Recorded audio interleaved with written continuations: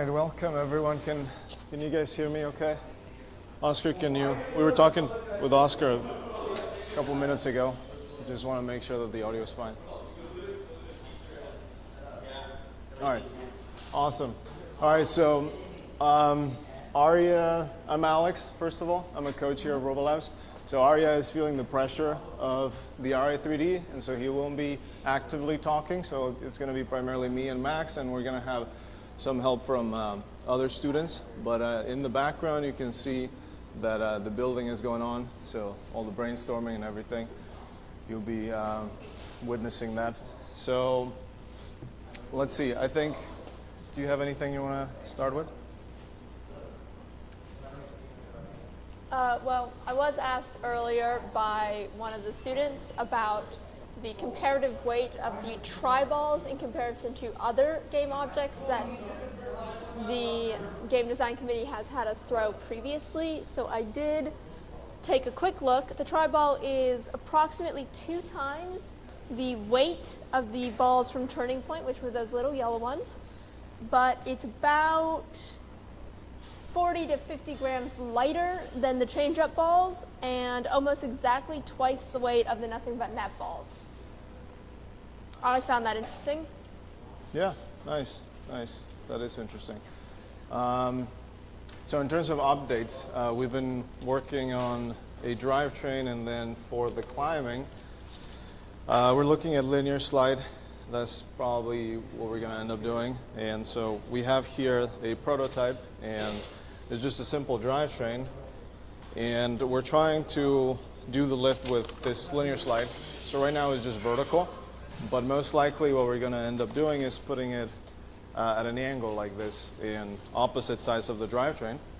And so the idea is that we're going to have a punching mechanism. So we have several different teams, and so we have a shooting team, then we have the hanging team, and then the motion drivetrain team. And so the idea is that we want to have this linear slide hanging mechanism, and we want to have it on the opposite sides of the drivetrain. So there's going to be an opening in the middle that allows the shooting mechanism to operate well, so it won't get in the way. And so that opening, it's probably going to be where either a catapult or a puncher is going to reside. And and so the linear slide, even though right now it's mounted in the back, the idea here, and I'll demonstrate it in a second on the field, is that it's going to grab onto the highest part of the hanging pole and then elevate the robot. So this is not ideal because it gets in the way of the shooting mechanism that we're going to have here. So like I said, we're going to change it, put it on the sides at an angle, so it will be like this, and then another one on the other side. And we're going to have a one-way lock. That's what we're thinking. So we need to develop a one-way lock that goes into the pipe and then uses gravity to hold onto it. And so the device would essentially work like this. So this would pull out, be at this angle, then it will be the mechanical lock here. It goes into the pole, and then it would move it upwards at an angle like this, and hopefully gain a good amount of height that way. So that's what we're trying to do. We have limited time, and so that's probably what we're going to go with. Most of the building is probably going to happen between right now this meeting and tomorrow's meeting. We're all putting as much effort as we can tonight, and so that's updated for the robot. So maybe in a little bit I'll show you what each of the teams is working on. So we have, like I said, the shooting team, and they're working on 2 prototypes. One is for a puncher, and the other one is for a catapult. And then I am working on this linear slide, helping that team. And then we have the drivetrain. So we have 2 drivetrains for now, and then we're going to settle with one. So either this one right here, which in a moment I'll go in more detail and talk about the RPM and the rationale on the gear ratios that we're using. But we also have an elevated drivetrain that I'll show in a second as well, that we're thinking. And so one of those 2 is going to be the one. But I think we have a pretty good idea now of how the end up, the final product is going to look like in terms of all the systems. But yeah, so you want to We were chatting earlier, and we were talking about the elevation, remember? And we noticed that the elevation height of I and J are actually higher than the pole, elevation pole itself. They go above the yellow cap, which would indicate if you're holding the elevation pole in any way, you can't achieve I or J. Yeah. So if you look in the manual, you notice that the only robots that are ever shown achieving I or J are robots that are sitting on top of their alliance partner. So one robot is holding onto the bar and is only able to get to about height of H, but the robot sitting on top of them therefore has the lowest point somewhat above. Whoa, guys! Anyway. Put the robot on the floor before you try and drive it. So that's a separate robot that we were getting parts from. It's not one of the Ri3D robots, so we're fine.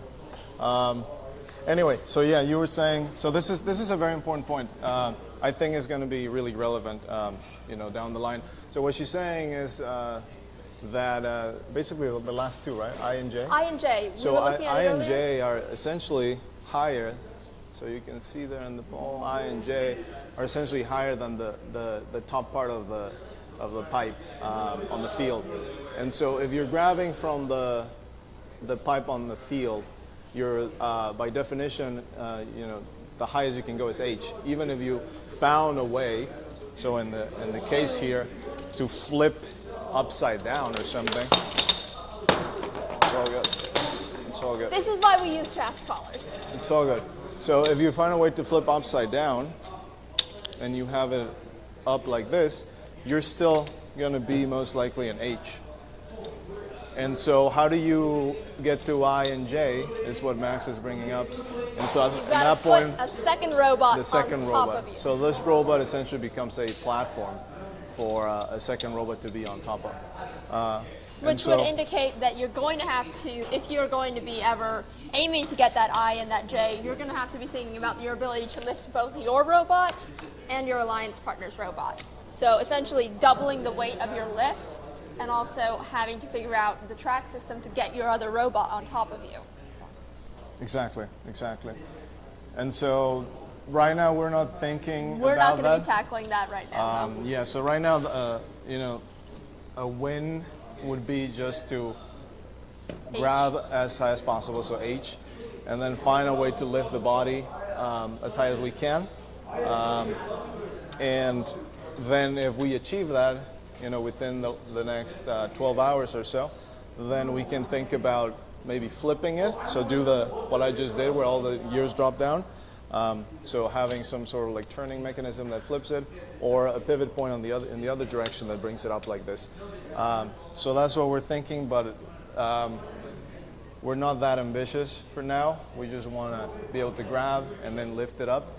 So I see us getting to about D. Yeah, that's probably right. D or E. D or E? Yeah, we can shoot for that. So earlier on the call, Oscar was sharing his screen and showing a few ideas. So he was showing some IQ robots that hang, and for that hanging, it would be on the lower pipe, right, Oscar? So the horizontal one. The horizontal as opposed pipe. to the vertical. So I think if you want to share, Oscar, what you had, you can share your screen. You should be able to, and you had a video from an IQ robot hanging from the horizontal pipe. And so we just wanted to make that distinction that we are not aiming for that one, rather the vertical one. And maybe if you, okay, so you're showing it. Do you have any ideas on how to do for the vertical pipes and your experience with IQ? Just put a railing and the top of the pipe. I think that's it because it's so easy. I was thinking in one kind of swimming or and this thing because it's easier, takes like at least 2 seconds. Yeah, very fast. Yeah, nice and simple. It's pretty quick. What is? So if we were trying to do. You take a lot of time. Put your robot in any key position. You can maybe you can store everything. Right. Nice. So in terms of The top of the horizontal pole is approximately at the D line. is that what you would get? Wouldn't you get the lowest part of the robot? The lowest part of the robot. I'm just saying, if you could manage to sit yourself on top of that horizontal thing, you'd be in D. That's pretty hard to if do, you've right? got your robot at, let's just say your robot's about, what, 5 inches thick from the point of hang, Probably, right? that'd probably put you in B or C. Yeah, max. But it's an easy one. You could probably hang like that, what Oscar was showing, in a few seconds, right? 5 seconds or something. A couple seconds right at the end, Yeah. and in early season, that'll probably be enough to get you 15 to 20 points. Yeah, that's something that we can, keep in mind. Maybe if our current idea of grabbing from the highest point on the vertical pipe doesn't work, then we can try to approach it that way. Can you give us, so what would be if we were trying to score the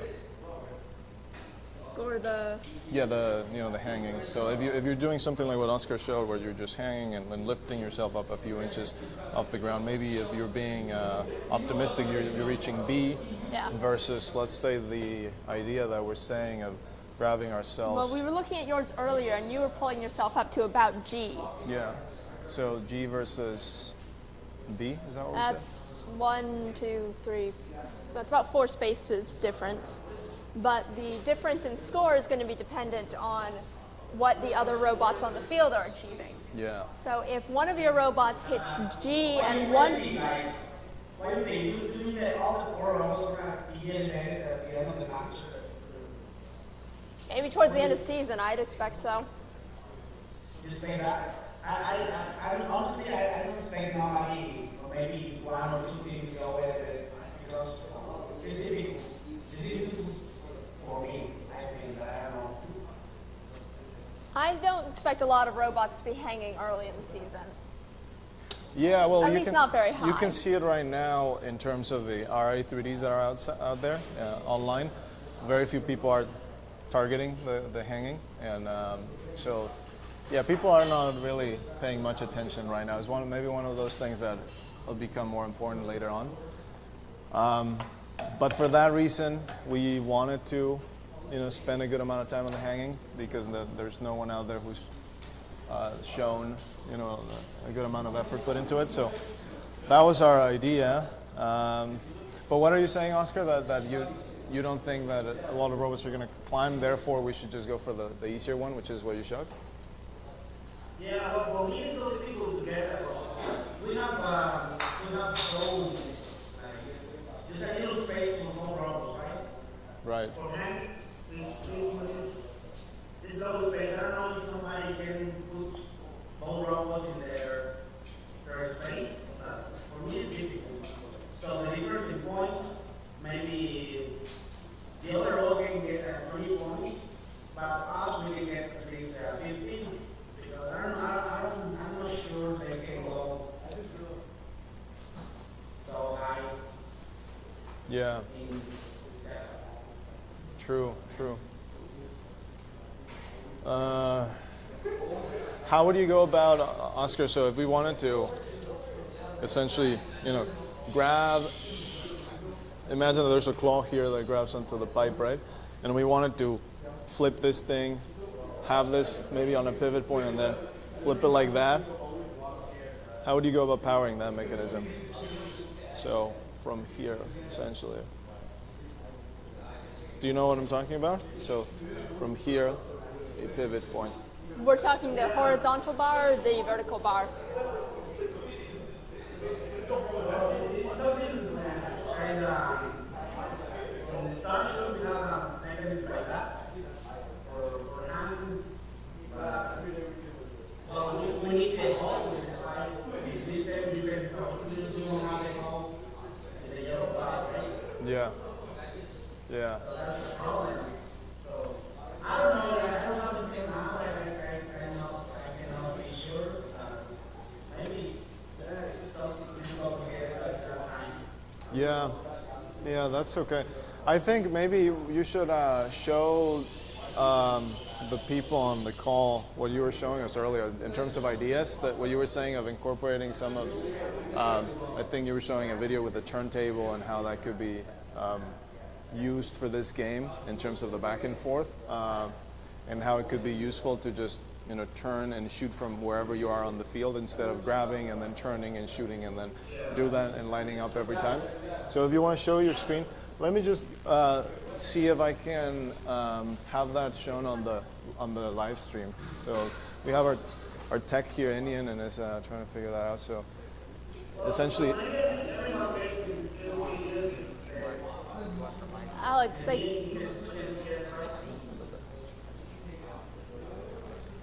yeah, we can see it in Zoom. we can see it ourselves, so it should be fine. Okay, my idea is practically there's a simple robot, a simple but fast robot. I mean, 6 motors in train and right train, 1 motor in the shooting, maybe it's a car or pusher, I don't know right now, but something like that. A pusher shooter, and some people. I'm going to show you this first. This could take all the 3 vocals, remember one time. We take all the vehicles, try to launch them. There you go, launch, there you go, launch. The only difference, the idea we have in my team is something faster because for the robot, we need to turn all the robots, all the right time to score the 3 vocals and the other part of the pool. So I was thinking something like this, and like we say, something like this we're using in the system. It's a robot that will be the management system. So you just need the rack and those. It's so fast. I think that's a better way. Right. Yeah, that makes sense, especially by the end of the season. So I guess, so we are also live streaming on YouTube, and so I'm not sure if we figure out a way to show the Zoom screen over there, but I can sort of explain what Oscar was showing. So Oscar was showing, this is, what is his name? That's Spin Up. So that's Spin Up, That right? was last Just year's last year, game. yes. So Oscar is showing a video from a robot from Spin Up. And so it is. It has some mechanism that is kind of like a turntable, and so it's grabbing in autonomous the discs and then shooting them very quickly, almost as quickly as it grabs them. So it grabs the disc and then shoots them, and as it's going around the field, it's targeting for the goal, and so it's adjusting based. The turntable is adjusting its position, and so you're not wasting time lining up to shoot. And so what he's saying is that since this game is a back and forth, and it's going to be very important for the tribals to, to go from one side to the other very quickly. You're wasting time if you're going around grabbing the tribals and then lining up to shoot.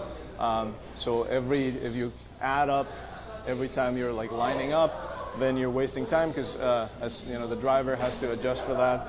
And so instead of you could have some mechanism, a turntable of sorts that as you're grabbing the tribals and you're moving, then it's always facing the opposite side of the field, and so it's shooting them, and you don't have to line up effectively as self-lining to face the opposite side of the field.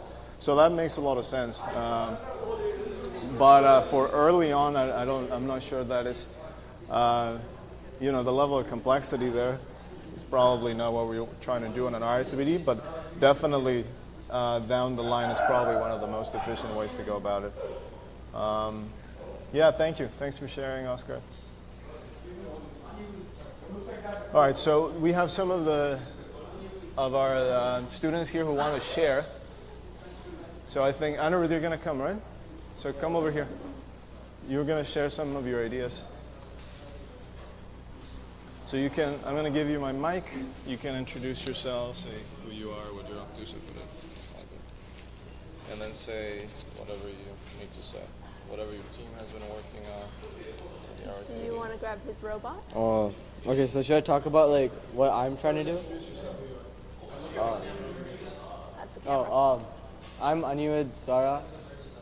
I'm on. Wait, what's the new number?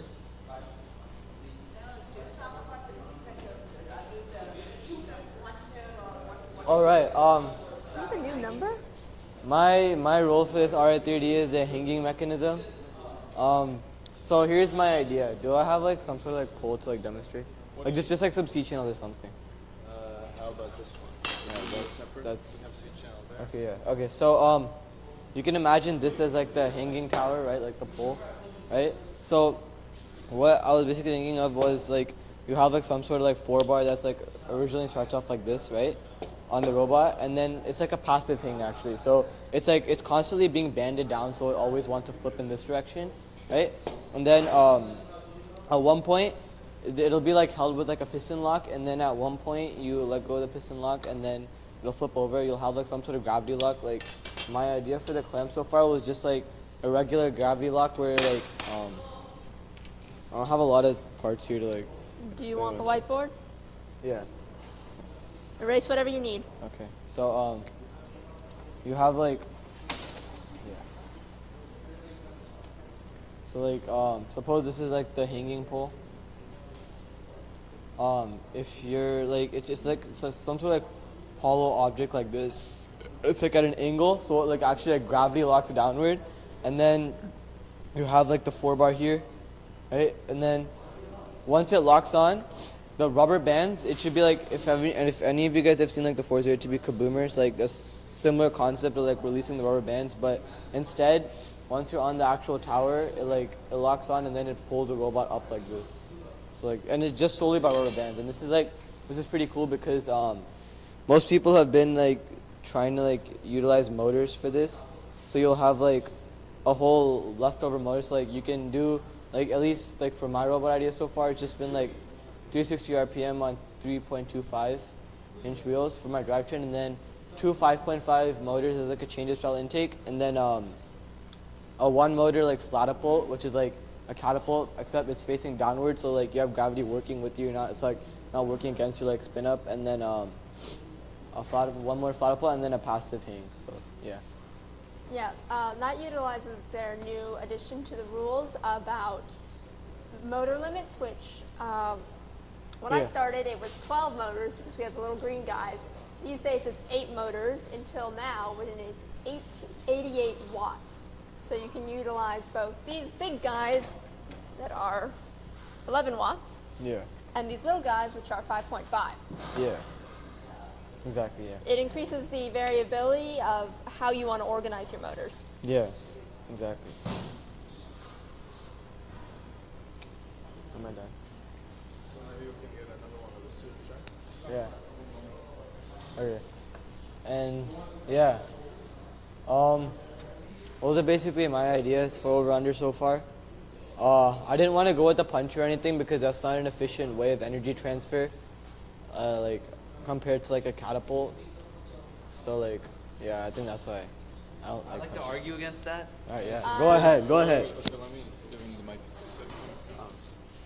We've already seen we saw your puncher earlier. So look It's at the stalled. camera. Introduce yourself, who you are, what team are you? Within the Ri3D, what are you working on? Within the Ri3D, what are you working on? Oh, okay. I'm part of the shooting team for Puncher? like the puncher. So like the mechanism to launch the tri-balls from one side of the field to the other in order to score them. And so this is a puncher mechanism for punching them across. Currently, we are working on the one on the robot, but we will reveal it soon. And this is a basic model for it. Where's the camera? Okay, look. Yeah. You can get closer to the camera if you want So we have a slip gear right here. Wait, is it gonna focus? to. Focus. Okay. Here. Just a little bit back. All right. Yeah. This is a slip gear. This is what we're gonna use, or we're gonna try gearing it down so it shoots, so we have more torque on the slip gear, because we're using a 5.5 watt motor for this mechanism, like a single one. So you might want to torque it a little, so we'll be able to pull back with more force, meaning we can add more rubber bands in order to launch them to the other side of the field. Depending on how much power the puncher initially has with the 36 tooth and a 5.5 watt motor. We'll change it according to that.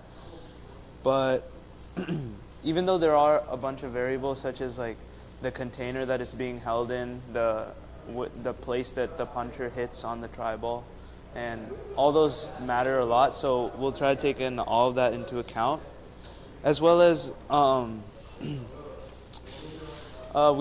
we've decided that a 5.5 watt motor is enough to use the puncher, and a 11 watt motor is just overdoing it because a puncher activates only once, as we're only able to hold one tri-ball.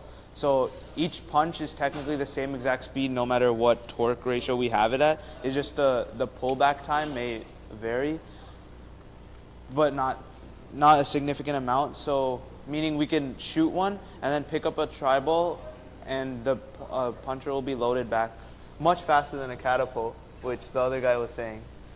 He's completely... All right, why don't you come back? Come back. Okay. I've got a big question on the puncher. All right. Not sure if you guys can see it from all the way back there, but this is a tri-ball that was shot earlier, and it's already been pretty dented on the side. So what are you going to do with the puncher to keep it from denting? What are you... The puncher doesn't have to strike the tri-ball. The puncher can be sort of like a slingshot, meaning it could hold when the catapult comes back, it doesn't have to hit the tri-ball necessarily, but it can sit in a kind of like a basket or container sort of contraption. So this is a good opportunity that can push it. We can have a little short debate on puncher versus catapult. Yeah. And so we can make a Bro, couple what of are you teams.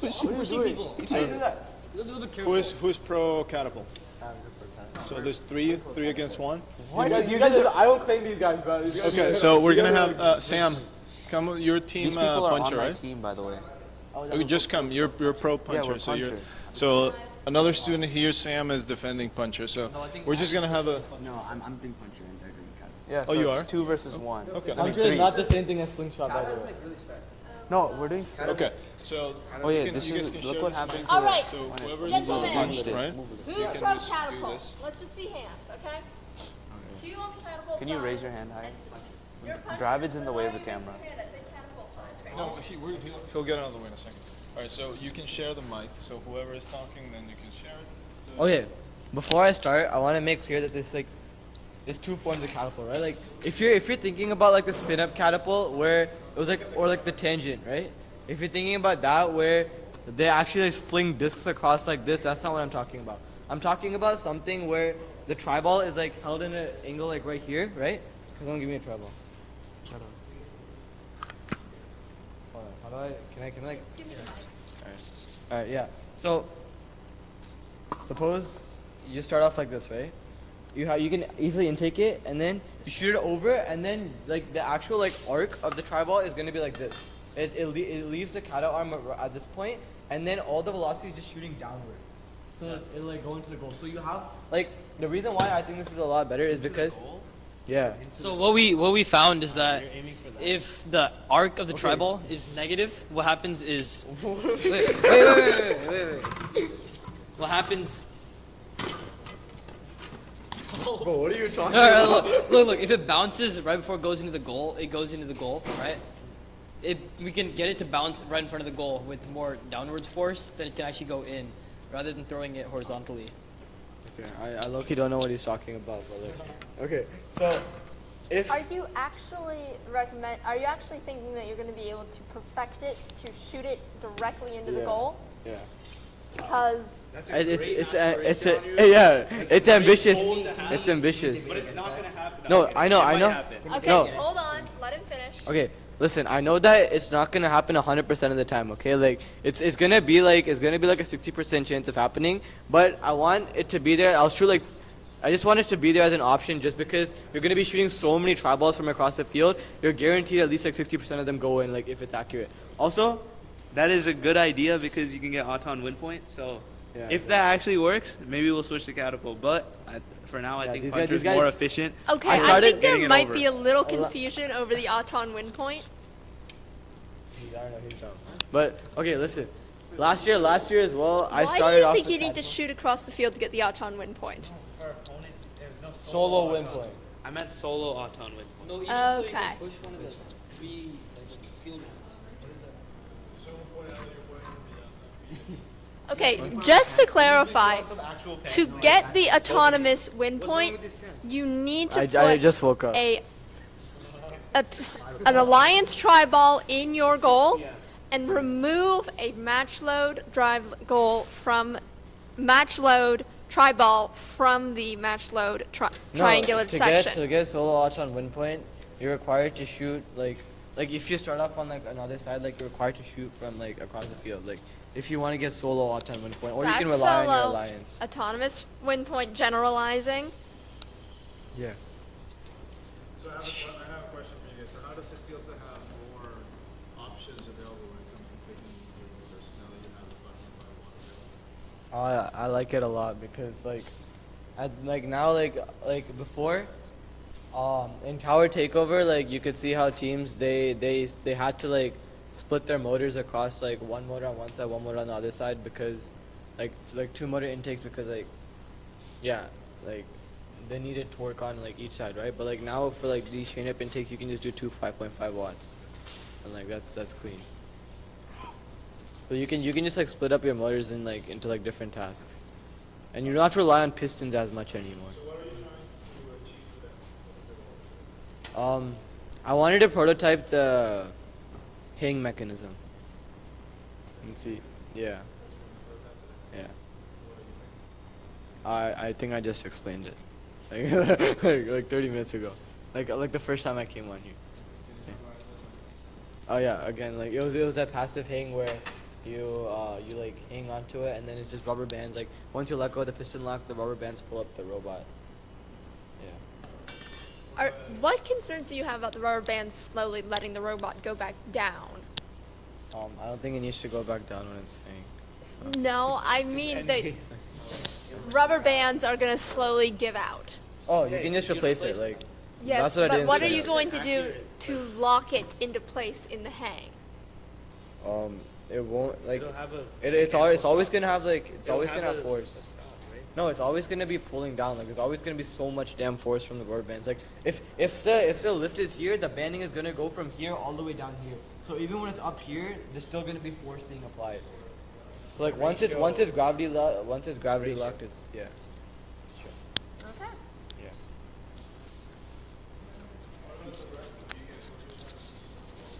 The goal for today is to potentially test out the puncher, catapult, and the lifting mechanism with Anirudh over there.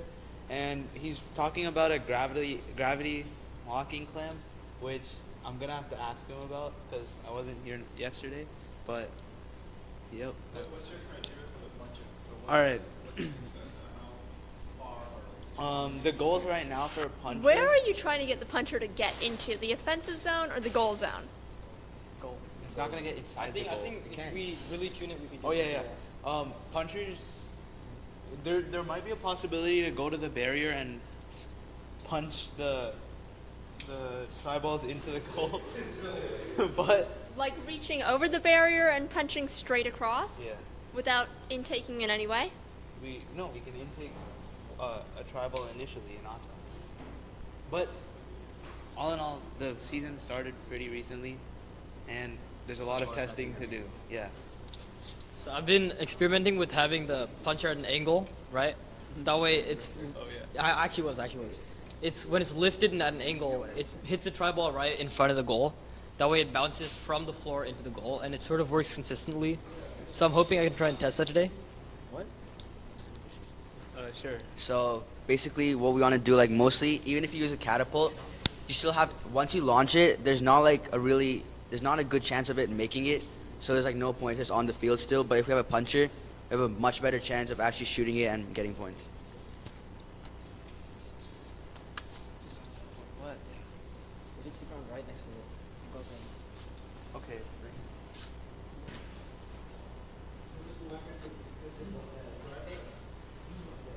Oh yeah. Can you? Yeah. Hey Alex, could you grab this one?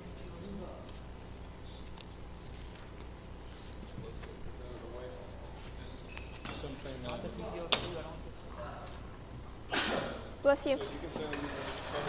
Okay, dude. Keep some of this over there and put it right here. Right here. Yeah, I know, but you have to. All right, so basically. Have a try ball.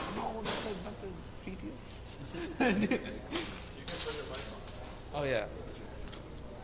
No, we're both gonna talk. Okay, so this is our intake. So we have 2 flex wheels on either side, and it's flexible. It can go back and forth, or not back and forth, like side to side. So wait, get it. Okay, thanks. I'm offering you a try ball. So when a dry ball comes, this will actually like open up, push the dry ball in. And No, while when- this when is it's spinning, spinning, while it's spinning, it just intakes it, and it like puts pressure on the dry ball, and it brings it up to plexi. There's gonna be another level. And we're gonna put plexi here, This is flex right there, supposed to be right there. So this is supposed to be hard stopped a little bit out. We haven't done that. It's supposed to be hard stopped a little bit out, so it's able to like just like roll onto the tribal, and then intake it. Right now we don't have the hard stop built, so we're still testing that, and we want to put essentially one 5.5 watt motor that attaches to each of these, plus another 5.5 watt motor for the second stage, in order to get it into the puncher, catapult, or any other mechanism like that. And on this robot, we have a 2 motor PTO system for the drive, from 6 motors to 4 motors, 11 watt, all 11 watt currently. And this PTO works by shifting a 60 tooth gear from the drive to this separate gear that's connected to both sides. And this can actually power a catapult, the lift, any mechanism that requires like a lot of power, such as maybe the catapult if you want to have like a fast reloading time and strong shot, because you need to shoot from a far side, kind of like pretty far away. So in which situation or scenario would you send all the power to the drivetrain and not shoot? We want to like going like over the thing. Yeah, over, when we're like, playing the- defense. Over the bar, we have these to like go over, and then we need like most power to get over the plastic. Barrier. Yeah, maybe that's right as well. And when we're playing defense against other robots, once everything is scored, this is like essentially like we're planning on creating this robot to account for like after all the tri-balls are scored, meaning on maybe like somewhat high level matches, so where most tri-balls are already scored off of the field into the each of the goals, alliance goals. So once that happens, then it's mainly defense, whoever gets the most tri-balls into the zone, clearing them out and getting into the spot for elevation. All that like taking into account, we are able to push other robots aside and play a good defense. But since Anirudh was talking about a passive climbing mechanism, we might not use this mechanism for on the elevation system for endgame, and we might resort to using it for a different system, such as, like I said, catapult, intake. Cascade loop. Yeah, that's for elevation. So that's different. So all in all, this system, it can be versatile for any 2 motor system, 1 motor system, and essentially make a 6 motor drive, 4 motor drive, and it's not very problematic so far. Well, let's see if we can get some wiring and a brain on there, and you can show us how well it gets over the barrier next time, okay? Yeah. We should work Yeah. on that. We should work on Oh yeah, should I talk about these? that. Ali did. You did? You did mention your skis.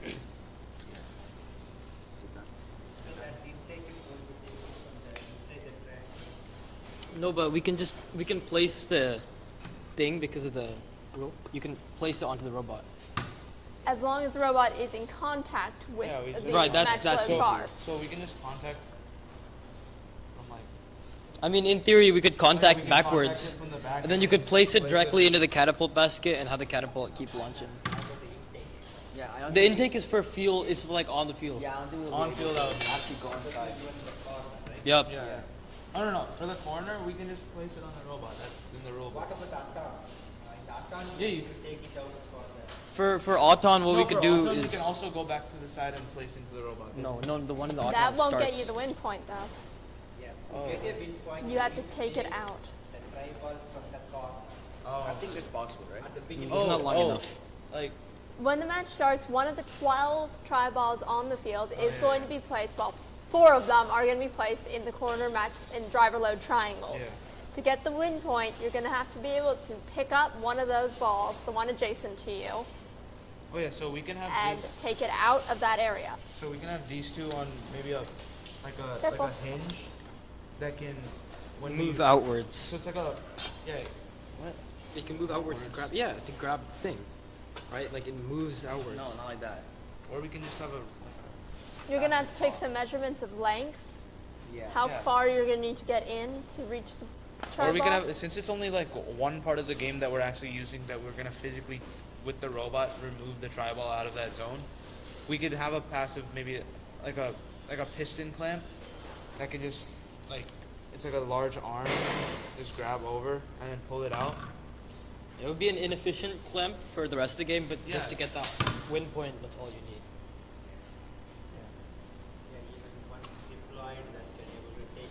Yeah, and then Yeah. we're never gonna use it the rest of the match. Okay. No, it's not needed. You wouldn't It's not need it. needed, but we could still. But the idea is you would only use that for the Auton win point. Yep. Would you be able to use this intake? Have you measured out whether or not you could use this intake to potentially de-score? Oh yeah. From the goals? Like, So once when we were deciding our intake, we were comparing between two ideas.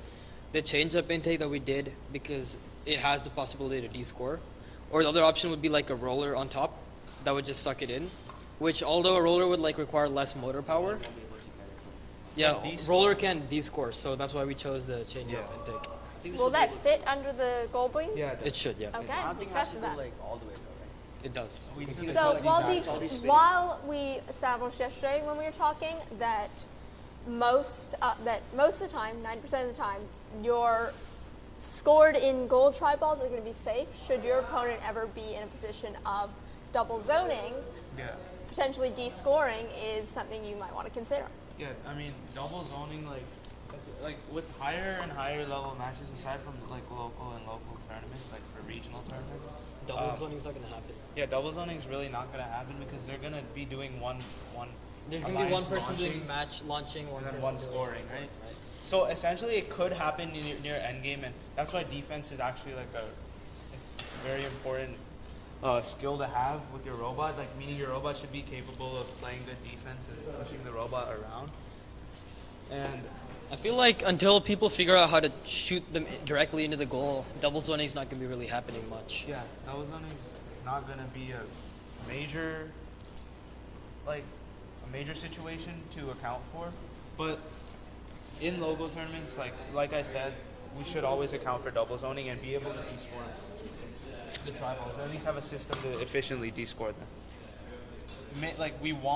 Essentially we would want it with our intake system, meaning our intake system would be able to both de-score and score efficiently without having a separate mechanism to like add weight, pistons, air power, maybe even a motor. But all in all, we want to de-score efficiently plus score efficiently, especially during the local tournaments where it's not going to be as competitive.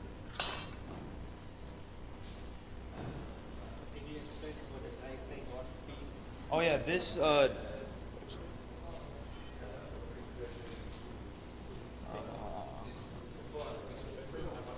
it's What motor is this? Like, what is that? That's green or blue?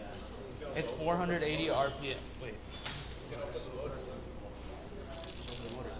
no, this is 300 RPM. This is a 300 RPM drive. Yeah, this is a 300 RPM. There's a 250 RPM. Sorry, 250 RPM drive on 4-inch wheels. With 200 RPM motors and 60 tooth driving and 48 tooth driven gears. No screw joints, all axles, and it's how much is it? 28 holes wide.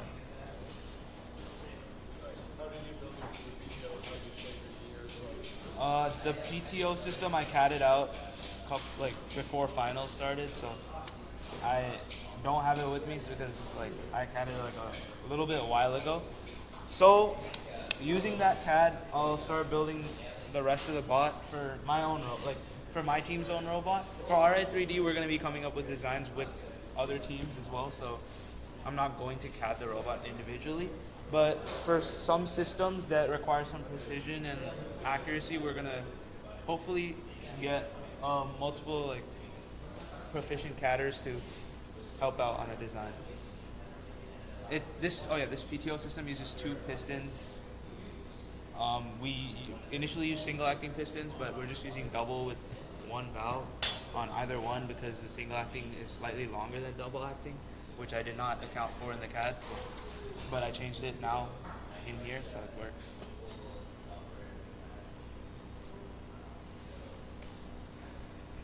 So the intake initially should be in a collapsible and then it's going to expand after that? Yeah, so basically, it's supposed to be held out like in a position like this, where it's hard stop to this position, and so meaning you can go how much ever it want outside, but it's hard stop and it locks in this position. And when these things are rolling, right? The intake expands on its own since it's on its own like screw joint. So it's more like. And then it'll automatically be pulling inwards. There's supposed to be a plexi ramp, but since it's already pulling inwards, it'll be able to have contact with this tribal far longer than just having them stagnant in place. Yeah, it'll load into Catapult. We'll probably have another system, another level. But lengthwise is what is the length? So are you within 18 inch? Oh yeah, 18 inches is, this is a 35 hole, and then 36 out here.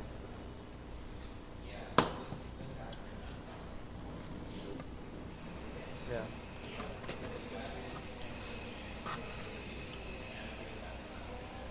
I mean, in any way, like, this does not have to be that long. It's It can be pretty much in size, and I promised all the Ri3D robots I'd give them a ½ inch leeway because they're rushing. Yeah. I mean, But I would say This isn't that an Ri3D. ultimately you would need to take it in by about 1/4 inch.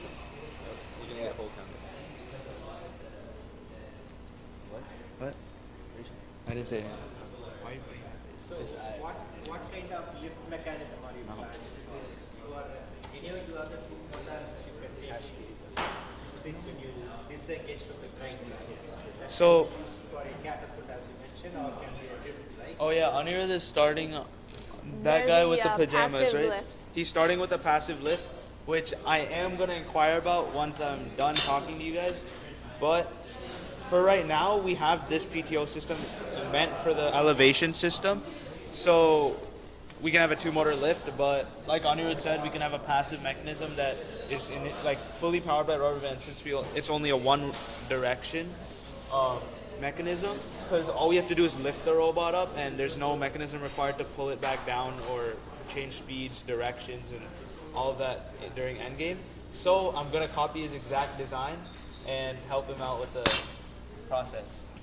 And you've only used 66 watts so far, so you've still got either 2 big motors or 4 little motors. Yeah, 4 little motors. So I want to use 1 motor for a catapult slash puncher slash slingshot, any sort of shooting mechanism, and then 2 5.5 watt motors for the intake system.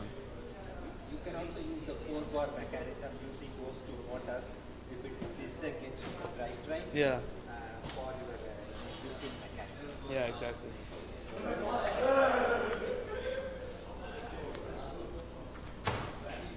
All right.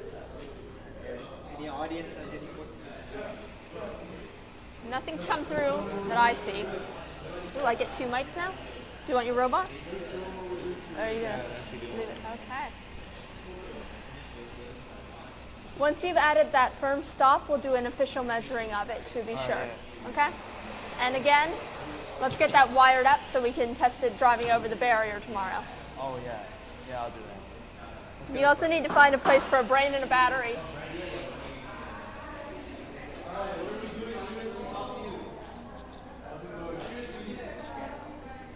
So probably for tomorrow, out of that robot, we'll be seeing them try and drive over the barrier, which I'm looking forward to. We've seen a lot of robots try that, and not all robots have succeeded. What's that? We'll also get a more accurate measurement on him. On who? Huh?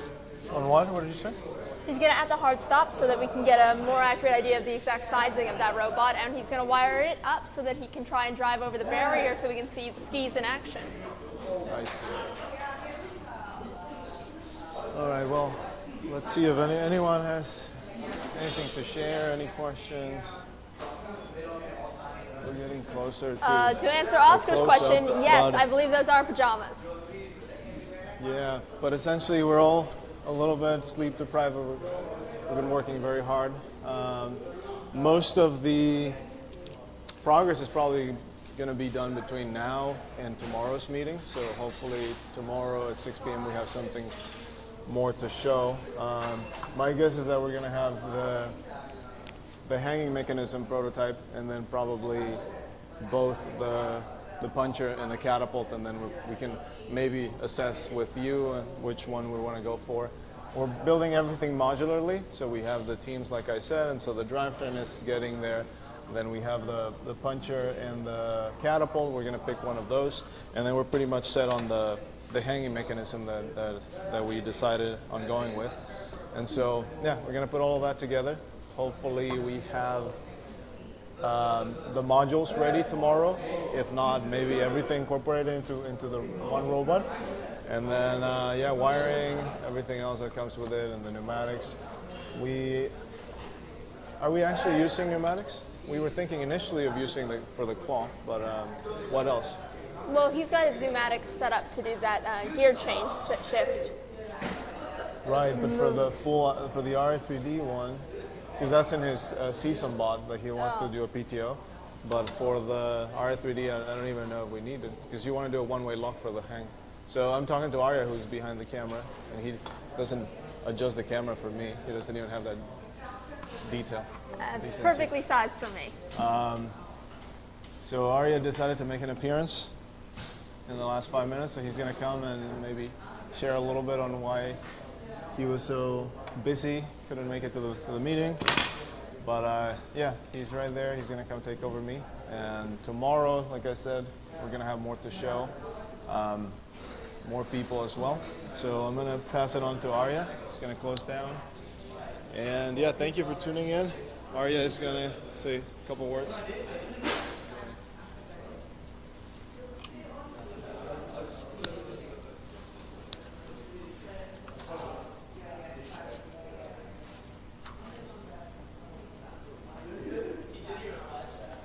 All right, can you hear me? I think it should be good.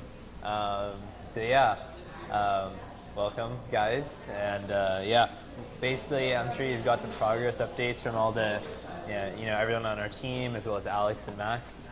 Right now it's just a lot of prototyping. One of the cool things about the Ri3D is that, of course, we have so many teams in our organization, right? And typically each team is doing their own research and development, and there's not always, cross collaboration between teams, right? But with an event like an Ri3D, we can really have people, across different teams coming and working together, and we can, really have like a united, 3 days of just R&D and make a ton of progress in prototyping a ton of different ideas, right? Whereas typically, if you have multiple teams in an organization, everyone's working kind of in silos, and there isn't always that cross-sharing of knowledge. So that's one of the great things about the Ri3D. Like I said, we're testing the waters on like catapults, we're testing the waters on punchers. We've experimented with like the linear slide hanging mechanisms.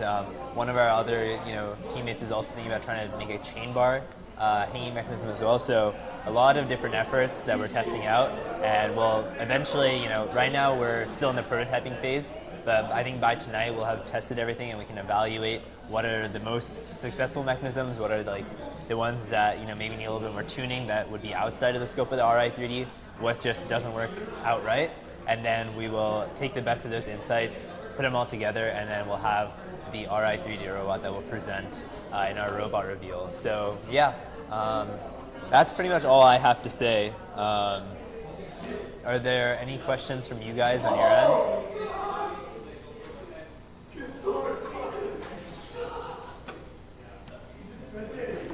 If not, I think we can probably wrap it up then.